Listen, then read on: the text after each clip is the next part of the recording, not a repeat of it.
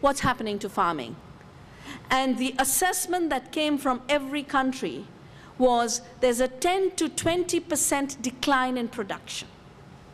And that was just in the first few years of globalization.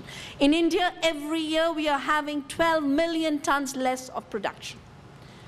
We are having increased storages, 65 million tons, because people are getting poorer and therefore not buying. So the surpluses are really a reflection of how many people have been made too poor to access the food. They are not a reflection of increased production capacity. So we need people on the farms. It turns out that most people who farm see that as a very, very dignified vocation.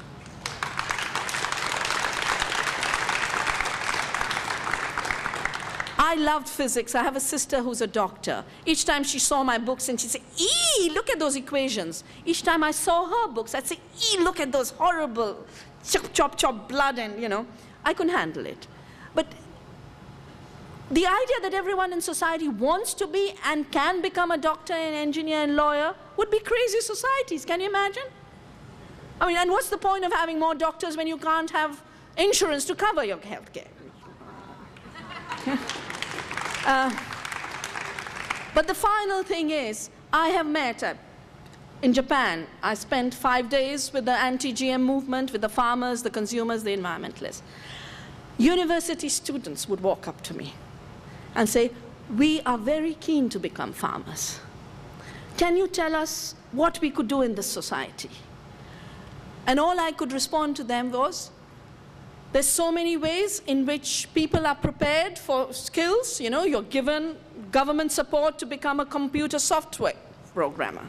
You're given government support to become a medical transcriptor. What a crazy profession in today's world. No one gives you a government support, but people just love to sit in front of screens and look at figures go up or go down on the stock markets. People want to be farmers. At no time in human history will we have a situation where farming can be made obsolete. I am a physicist who's farming. And I can tell you farming is as exciting as the psi function in quantum mechanics, not less.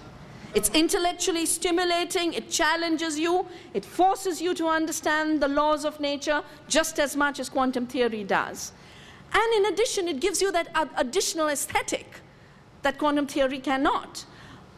And the ability to work with our bodies.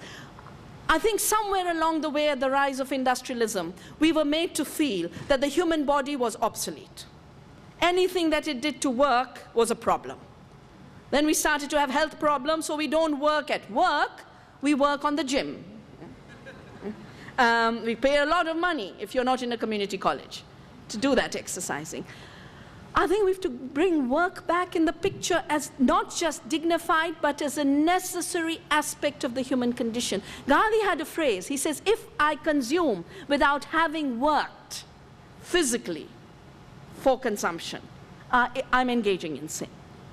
And he took it that far. But I really feel farming is so beautiful. We should not allow it to be imagined as something that should not just go away, but everything should be done to push farmers off the land. The WTO has rules that talk of an exit policy. They allow governments to pay to get farmers off the land, but not pay to keep farmers on the land. Most farmers I know have such a deep bond with their land, they don't want to move. They move under compulsion. And I've just spent a day on my way here with one of your best farmers and your best intellectuals, Wendell Berry.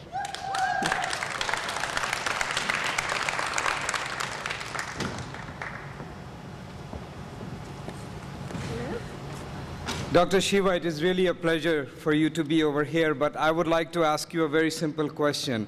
What do you have to say about the human condition of American society currently, with all of the availability of information, resources, mobility, gases, car, moving around, and having the access to the information, what is going on in the world, this human condition of American society that was not able to prevent this current illegal war?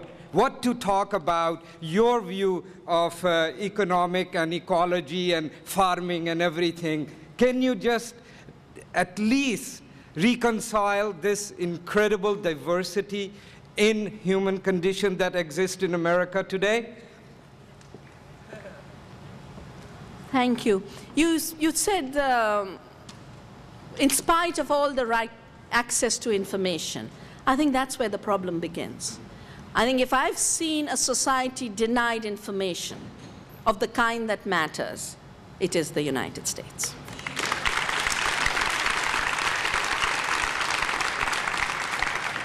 I gave the example of genetic engineering. Every country in the world has resisted it. But in the US, you didn't have a movement because you didn't know you were eating it, because you weren't given the right to know. You're the only people who don't have labeling that says this has GM ingredients. But even in terms of the war, my newspapers at home tell me far more about what's happening than all my flicking through CNN and SNBC.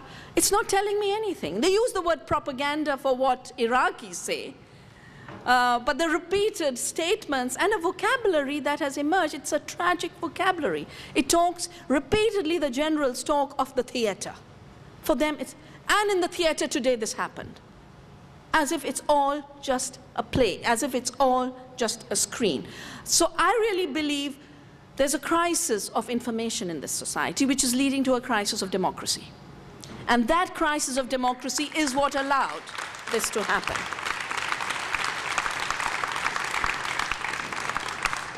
And in terms of another dimension of violence, I was, there'd been the shooting in Columbine.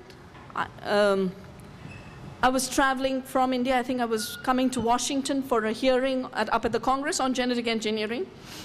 Sitting next to me was a senator, Sam Broadbent. I can't remember the name. Anyway, I mentioned to him, I said, well, what's happening?